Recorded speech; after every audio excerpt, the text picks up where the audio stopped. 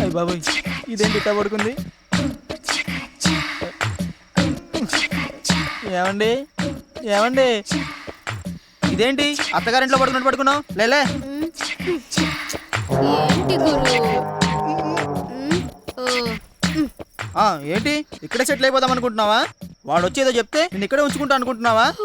పద, నీ పెట్టే బయట తీసుకుని బయలుదేరు. సరే, నేను వెళ్తాను. ఏయ్, రేపు అజీజ్ గడు వచ్చి నిన్ను కైమా కొడతాడు. ఏం చేస్తావ్? నీకు బతికే యోగం లేదు.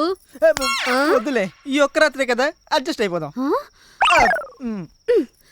పర్వాలేదని చేయి పట్టుకున్నావు. ఏంటి సంగతి? అసలేంటి నీ ఉద్దేశం? ఏంట్రా?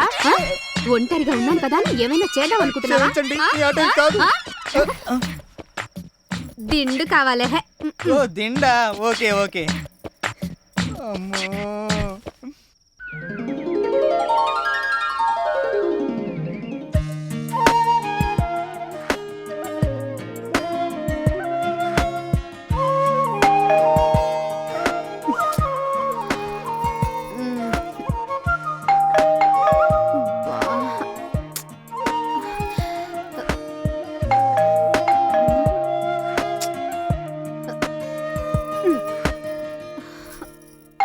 వస్తున్నా.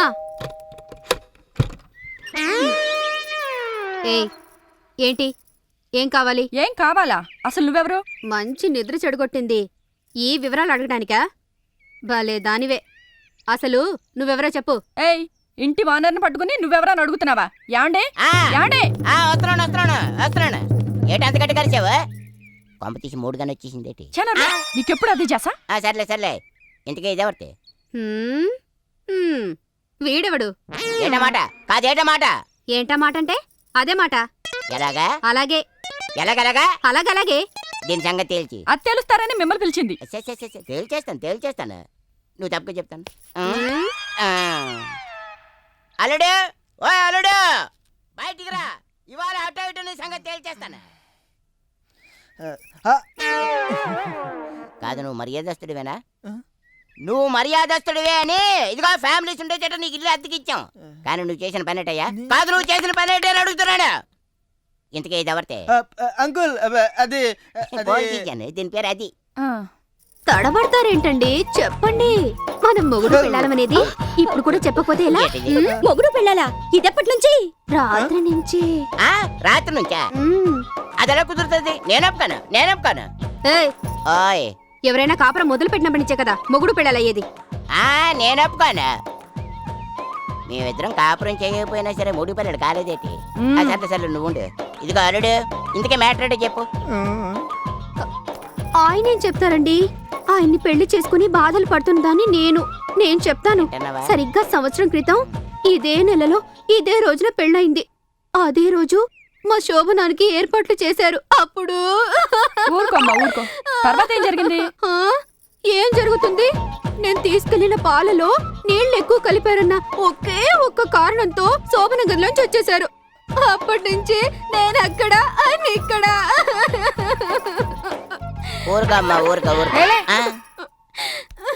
అల్లుడు, ఇంత అందమైన భార్యను పెట్టుకొని నాకు ఇంకా పెళ్లి కాలేదు అని అబద్ధం చెప్తావా? నాకు తెలియక అడుగుతాను.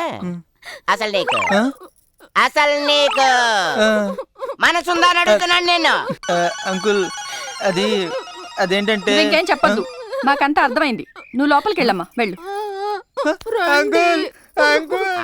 కొత్తగా పెళ్ళైన వాళ్ళ మధ్య మనం ఎందుకు? పదండి. నువ్వెక్కడికి? బయటికి రా. అమ్మో, తమరికి ఈ అలవాటు కూడా ఉందా తల్లి? అరే యార్, ఇంకా చాలా ఉన్నాయి. కుర్రోడివి, భయపడతావని ఊరుకుంటున్నా.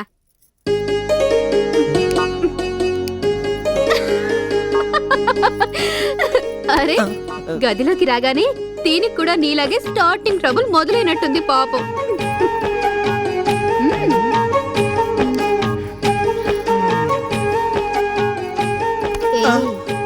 ఇంటి గల వాళ్ళు కూడా పర్మిషన్ ఇచ్చేశారు. ఇక మొదలు పెడతామా? ఏంటి? వంట. ఆకలేస్తుంది, తొందరగా టిఫిన్ తయారు చేయి. మనకి వంట రాదు.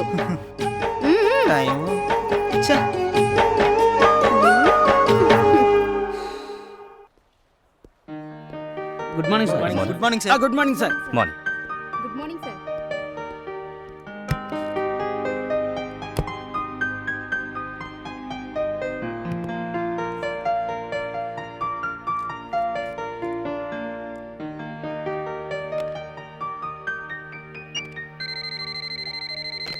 హలో. సంజయ్ ఒకసారి నా క్యాబిన్కి రా. సార్ వస్తున్నాను సార్.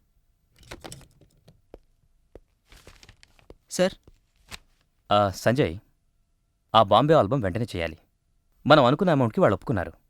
ఆర్టిస్టుల సెలక్షన్ పూర్తయితే షూటింగ్కి వెళ్ళిపోవచ్చు. అమ్మాయి కూడా దొరికింది సార్. కరెక్ట్గా మనం అనుకున్న అన్ని క్వాలిఫికేషన్స్ అమ్మాయిలో ఉన్నాయి సార్. ఓకే, వెళ్ళండి మిస్టర్ సంజయ్. ఇంకెందుకు లేటు, ఏర్పాటు చేసేయి. ఒకసారి మీరు కూడా చూస్తే బాగుంటుంది సార్. వాట్ సంజయ్, నీ మీద నాకు నమ్మకం ఉంది. నేను స్పాట్లోనే అమ్మాయిని చూస్తాను. Okay sir, thank you.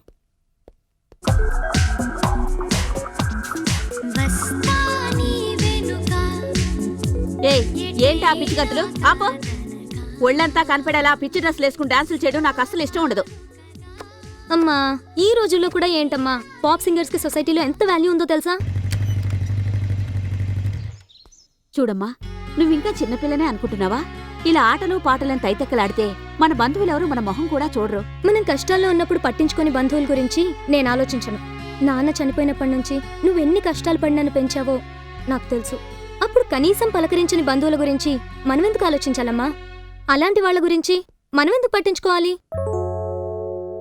ఓ మీరా, రండి కూర్చోండి. మీరేదో పర్సనల్ విషయాలు మాట్లాడుకుంటున్నట్టున్నారు. నేను తర్వాత వస్తానండి. పర్లేదు, మా అమ్మకి నాకు ఈ పోట్లాటలు మామూలే. అమ్మా, నేను చెప్పానే సంజయ్ అని, ఈయనే. నమస్కారం అండి. నమస్కారం, కూర్చోండి. ఇటు థ్యాంక్ యూ కూర్చోండి. అండి. చూడు బాబు, మాలాంటి మధ్యతరగతి వాళ్ళకి పరువే ప్రాణం. ఒక్కసారి మొహానికి రంగేసుకున్న తర్వాత మమ్మల్ని చూసే చూపుల్లోనే తేడా వస్తుంది. ఆ నరకం మేం భరించలేము. ఆంటీ, మీరు మరీ పాతకాలపు మాటలు మాట్లాడుతున్నారు. ఈ రోజుల్లో బాగా చదువుకున్న వాళ్ళు సాంప్రదాయ కుటుంబాల నుంచి ఈ ఫీల్డ్లోకి వస్తున్నారు. మీరు అనుకుంటున్నట్టు ఇది పరువుతో పనేం కాదే. నిజమే బాబు, కానీ అమ్మా, నేను ఇంకా సెలెక్ట్ అయ్యానో లేదో తెలీదు. అప్పుడే ఎందుకు ఇవన్నీ? మాధురి గారు, నేను ఆ విషయం చెప్పడానికే వచ్చాను. మీరు మా ఆల్బంలో చేస్తున్నారు. నిజమా? చాలా థ్యాంక్స్ అండి. ఇక ఈ జన్మకి నా కోరిక తీరుతుందో లేదో అని భయపడ్డాను. మీరు నా ఆశలకు ప్రాణం పోశారు. మీకు ఎలా కృతజ్ఞత చెప్పాలో తెలియట్లేదు. మీలాంటి ఆర్టిస్ట్ దొరకడం మా లక్ అండి. మేము అనుకునే కాన్సెప్ట్కి మీరు కరెక్ట్గా సరిపోతారు. అన్నట్టు ఇదిగోండి అడ్వాన్స్ చెక్. రేపు వచ్చి మిగతా డీటెయిల్స్ మాట్లాడతాను. కూర్చో బాబు, కాఫీ తాగి వెళదు గాని. No more formalities aunty. రేపు వస్తాను కదా. వస్తానంటీ. మంచిది బాబు. చూసావమ్మా, నేను చెప్తే నమ్మలేదు. అడ్వాన్సే 25,000 ఇచ్చారు. ఇది నా మొదటి సంపాదన. ఇక మన కష్టాలన్నీ తీరిపోతాయి.